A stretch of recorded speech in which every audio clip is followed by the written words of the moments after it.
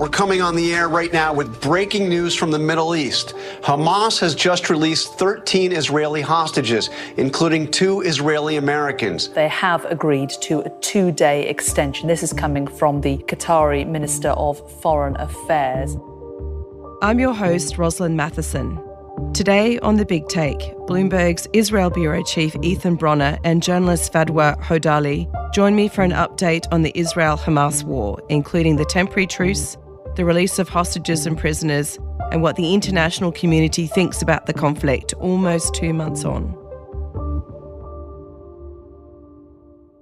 Ethan and Fadwa, thank you for joining me for this conversation. It comes almost 8 weeks into the war between Israel and Hamas, and of course with a short-lived truce coming into effect. Ethan, could you just bring our listeners up to date in terms of what's been happening in the past few days?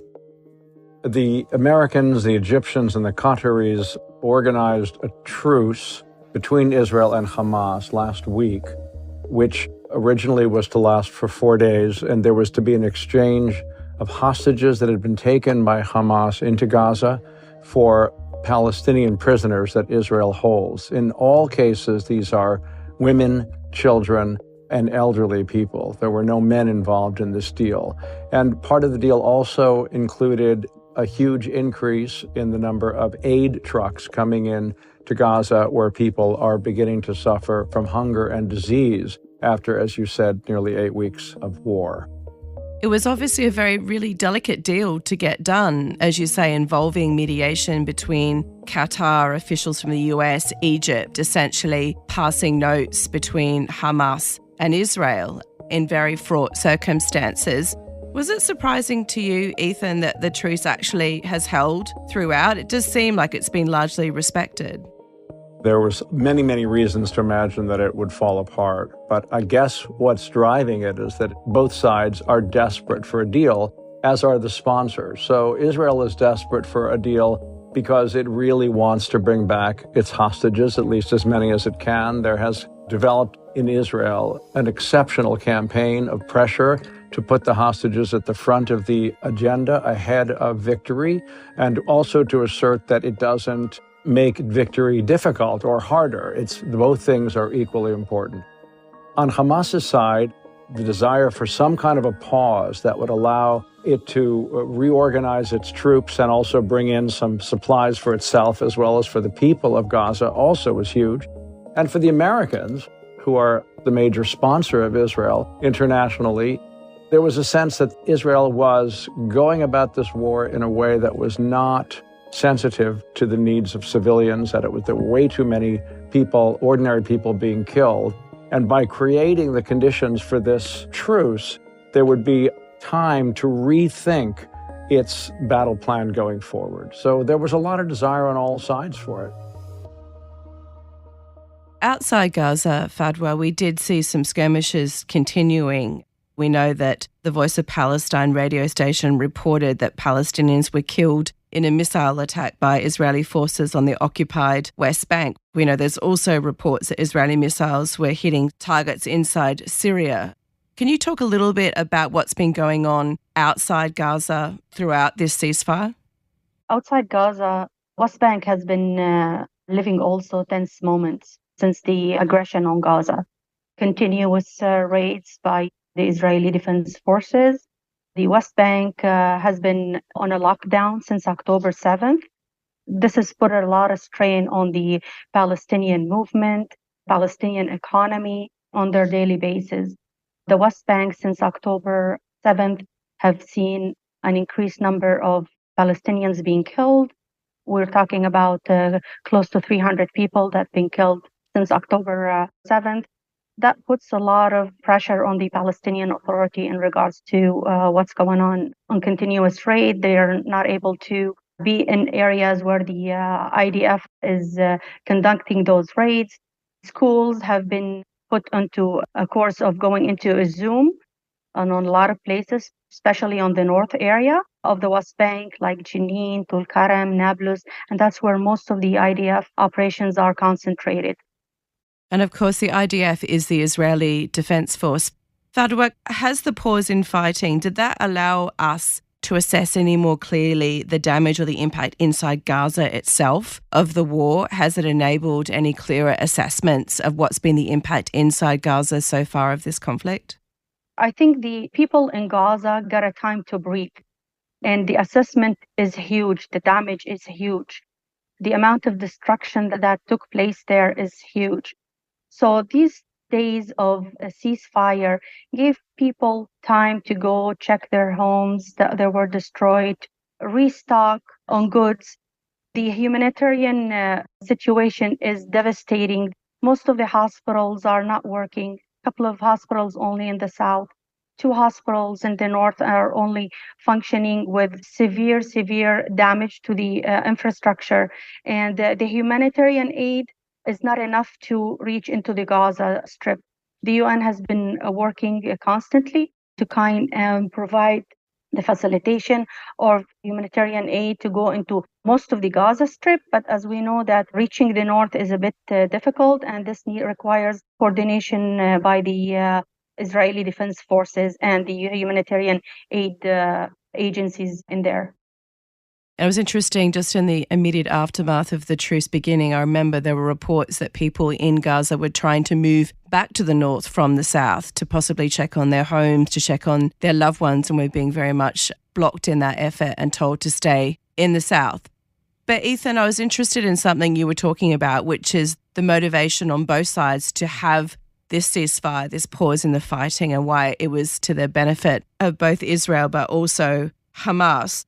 I'm curious, has this break, though, hardened any of the pressure on the Israeli Prime Minister Benjamin Netanyahu from other nations, for example, to now stop the war entirely? There is an enormous amount of international pressure on Israel. The view from abroad is that this is an inexcusable number of civilian casualties and deaths, that Israel's rule over Gaza in the past has created the conditions for it ought to be handling the situation far differently. At the same time, there is support by the United States for the goal that Israel has set, which is to dismantle Hamas. And it must be said that there appears to be support for that goal in some European capitals and indeed in the Arab Gulf as well. I think the problem is, at what cost and how quickly can they do it? The other thing is it's a rather abstract goal because Hamas is something that was born from within the Palestinian people. It is a religious, political, social, cultural movement. The idea of actually stripping it from the people seems, an ambition that may not be meetable. So there's a lot of pressure, to answer your question, on the Prime Minister of Israel and on the Israeli government. But it must be said, there's a huge amount of pressure inside Israel to complete the task as it has been laid out. There is a surprising amount of unity in this country to do what is possible to destroy Hamas. And that's partly because the events of October 7th were so traumatic for this country. And it's interesting to hear you talking, Ethan, about the question of domestic unity, political unity, and we want to talk about that in a bit also. But I want to pick up a point that you made about Hamas being sort of really part of the fabric for many people, Palestinian people, and that question of the goal of eradicating Hamas being the end goal in this conflict for Israel. We know that they've lost a bunch of senior commanders. We know that the airstrikes from Israel have been very widespread and highly damaging. Is there a sense that Hamas has had a chance to regroup in all of this? That is absolutely the sense that Israelis have, that the military has. There's concern, of course, that Hamas, it's now based, one assumes, in the tunnels of the southern part of the Gaza Strip, and they may be able to, in fact, run around, escape, bring in some kind of reinforcements and so forth. So yes, the whole idea was that you have to put enormous pressure on them, and only then will they yield in any way. So you had these two competing goals for the war, which was to put pressure on Hamas and destroy it and bring back the hostages. They really are not easy to reconcile, the two, because one kind of obviates the other. But the way the Israelis have handled it is to say, well, actually, the best thing we can do is put enormous pressure on the Hamas leadership to force them to cut a deal on hostages. I'm not sure that's what happened, but that's the narrative that's been presented here. And so we have had this series of hostages getting out. I mean, it also must be said, I think, that from Hamas's point of view, to be holding babies, children, elderly ladies has not been particularly a good look. And so I think they're not that upset about letting some of them go. After the break, how did the world respond to the temporary truce?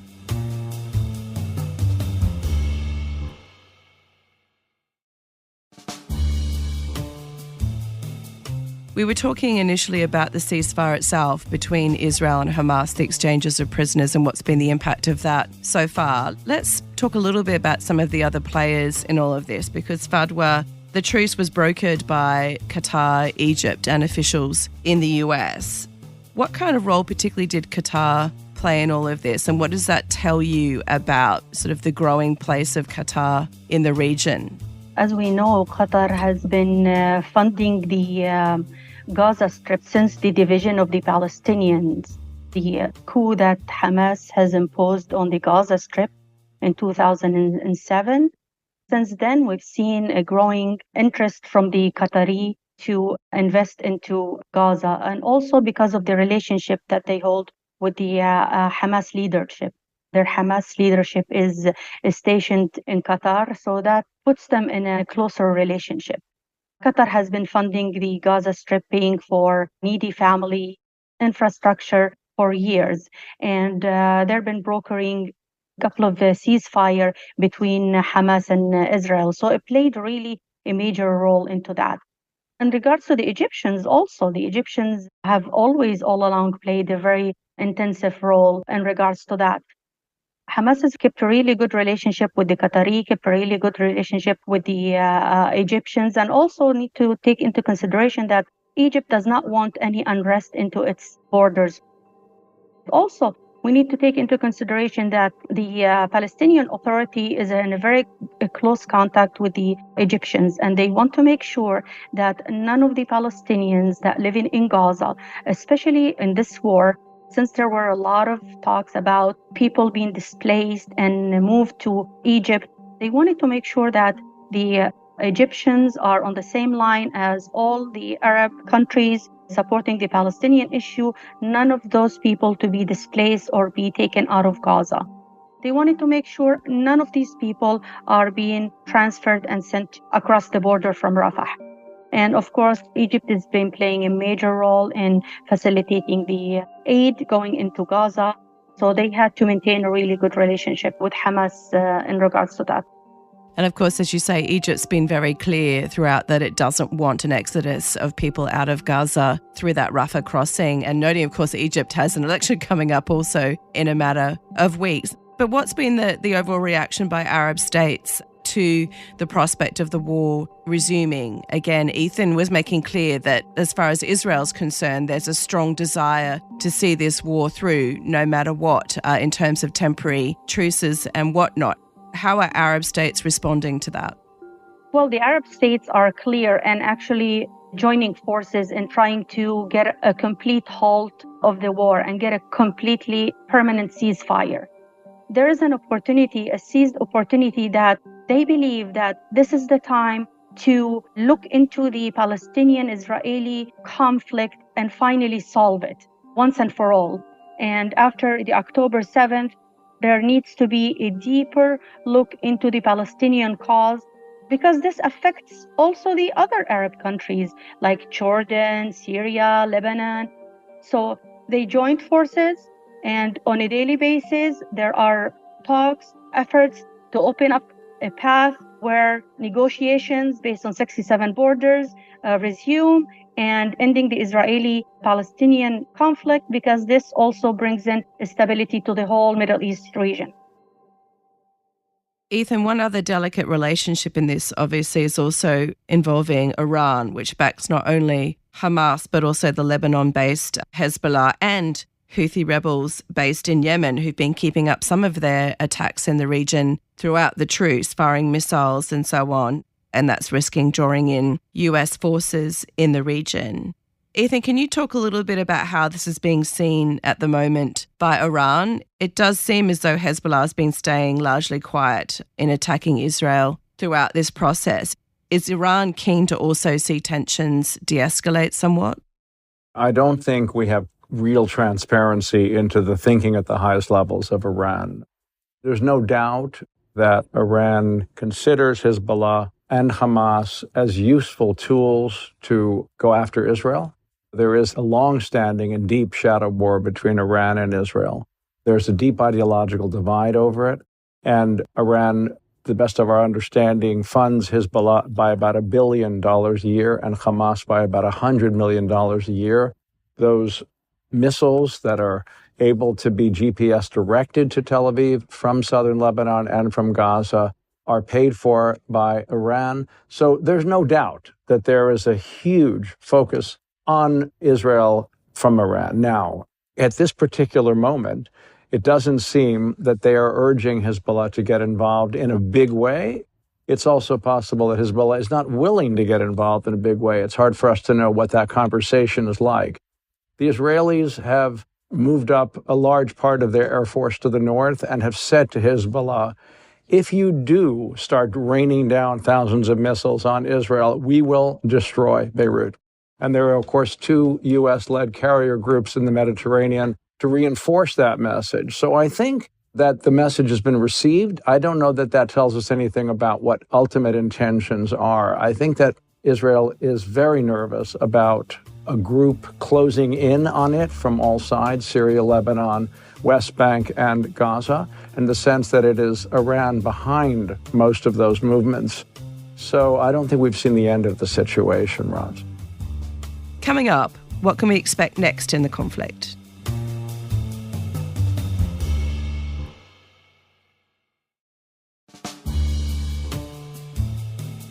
We were talking earlier about the truce itself and the determination of Israel to continue with the war either way, given its goal is to eradicate Hamas, and it says its goal is not yet achieved. Ethan, what does it mean that the ceasefire has been extended? What are the ramifications of that extension? Well, baked into the original deal was that after the 4-day ceasefire, there was a possibility of another day for each 10 hostages released. Again, women, children, and elderly. And so that has now happened. They've been able to extend it by this period in exchange for these hostages. What does it mean? In theory, it means that there's a greater humanitarian aid coming into Gaza, that the likelihood of severe disease and starvation is declined. And then the question is, what does it mean for Israel's assertion that it's going to continue to come after Hamas in the same way it did before? All along, some military planners have said, if you allow a long-term truce, long-term meaning some days or weeks, then the ability of the military to kind of pick up where it left off is reduced. The desire of the nation to move forward could be reduced. And this poses a threat to your ongoing task. Now, we'll see whether the Israelis, in fact, are able to pick up where they left off. There's the other question of, whether abroad the pressure will grow. Inside the United States, there's concern that aid to Israel, military aid to Israel, ought to be conditioned on certain kinds of behavior. This is something that has arisen lately. So all of these things are sort of in play as the extension goes forward. And Fadwa, with the decision to extend the ceasefire, you talked earlier in the conversation about the breathing space for the people of Gaza. Obviously, either way, that the humanitarian situation there remains pretty dire. Yes, it is. The humanitarian situation is really devastating. We have over 1.7 million people displaced, people without homes, living in tents. Families have been displaced from each other. We are into winter time. This is going to put a much more strain onto the people.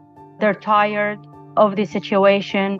They want to have some time to go back, relocate to their homes. We've seen footage of people going back in for the last 3-4 days, living in their destroyed home, taking shelter in there, trying to pick up their belongings. So before the ceasefire ends, they can go back and head down south in the shelter places, whether it's in the schools, whether it's in homes of families, whether it's most of them in tents. You see people living in their cars. This is devastating. You'll see lines and lines of people standing to refill water, refill gas, and restock their food. And they don't know if this is going to continue, if the ceasefire will last. Ethan, it was also interesting hearing you talk earlier about the internal dynamic inside Israel, that there were a lot of questions over Netanyahu initially and his long-term future after the surprise attack by Hamas inside Israel on October 7. But it sounds as though there is a sense of unity still inside Israel, both politically and amongst the public. Look, there is definitely unity to the plan to take a very tough response line to what happened on the 7th of October and to send a message both to Hamas and to Hezbollah, to its sponsors in Iran, that this is a country that is going to stand together militarily and from a security perspective as long as necessary. That is true. That does not mean that people are embracing Benjamin Netanyahu's future as prime minister. There was, until the 7th of October, 9 months of street weekly demonstrations calling for his removal because of issues of populist policies having to do with the Supreme Court and also cases against him of fraud and bribery. There was some problem to begin with. Once this happened, after all, Netanyahu had put himself forward as Mr. Security, and on the day of the 7th of October, there was no sign of any security. There was clearly an enormous failure, and the buck does stop with him. So I would say that when this war ends, it's very unlikely that he will be able to be prime minister for much longer. All the polls show Benny Gantz, the more centrist member of his war cabinet and opposition leader, as way out ahead to become the next prime minister. That said, I think we have to remember that what happened on October 7th actually did not drive the country to the center or the left. It drove it to the right to some extent.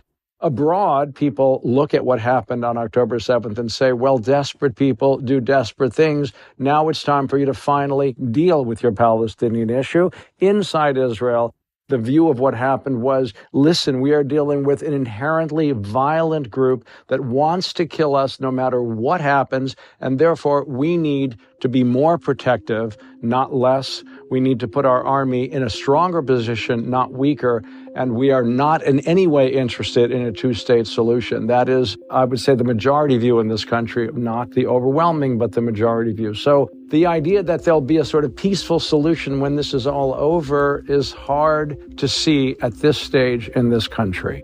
It's interesting you talk about that contrast domestically and internationally, and we are seeing increasing countries around the world with their concern around the situation inside Gaza and calling for a more prolonged ceasefire to take effect. But Ethan, you say when the war is over and the idea of what happens next, are we still talking months, possibly years, for this war itself, Israel to achieve its goal on Hamas? What's the timeline on that? And then what comes after?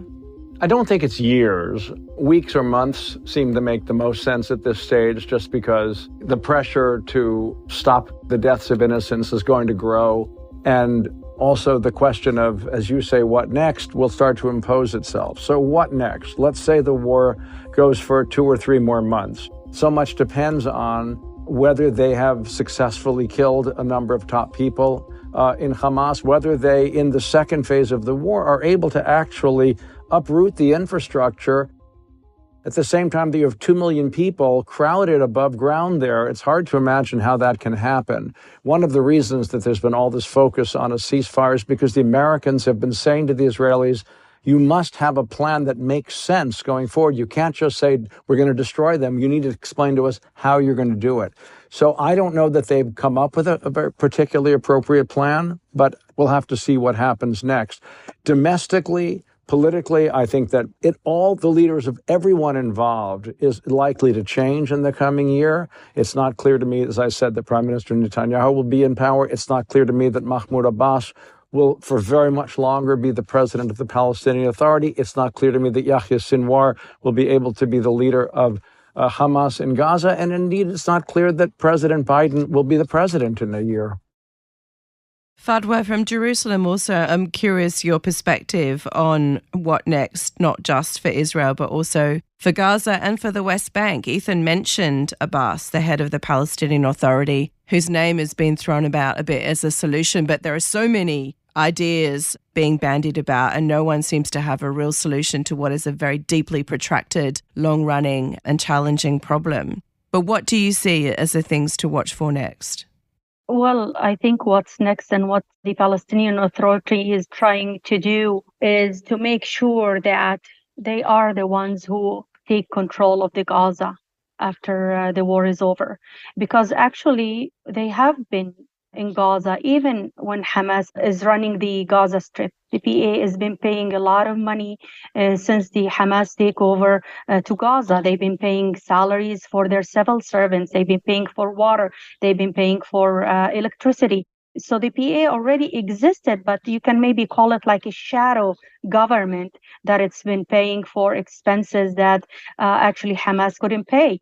Then they believe that you cannot leave your people. You cannot differentiate between Gaza and the West Bank. They're all one entity and one people. And they're trying to make sure with all their diplomatic effort that they're being exerted since the war started, that the PA is the only entity and is the only entity that is recognized by the international community. The UN resolutions is the one that needs to run Gaza in regards to that. So this is where the efforts also not only of the Palestinian Authority, but European countries, the Americans have stated their position in regards to that, the Arab countries. So this is where the effort is being exerted, is for the PA to go back and run Gaza. Ethan and Fadwa, thank you very much for your time today. Thank you, Roz. Thank you. Thanks for listening to us here at The Big Take. It's a daily podcast from Bloomberg and iHeartRadio. For more shows from iHeartRadio, visit the iHeartRadio app, Apple Podcasts, or wherever you listen. And we'd love to hear from you. Email us questions or comments to bigtake@bloomberg.net. The supervising producer of The Big Take is Vicky Vergelina. Our senior producer is Catherine Fink. Federica Romagnello is our producer. Raphael Amsili is our engineer. Original music by Leo Sidran. I'm Rosalind Matheison. We'll be back tomorrow with another Big Take.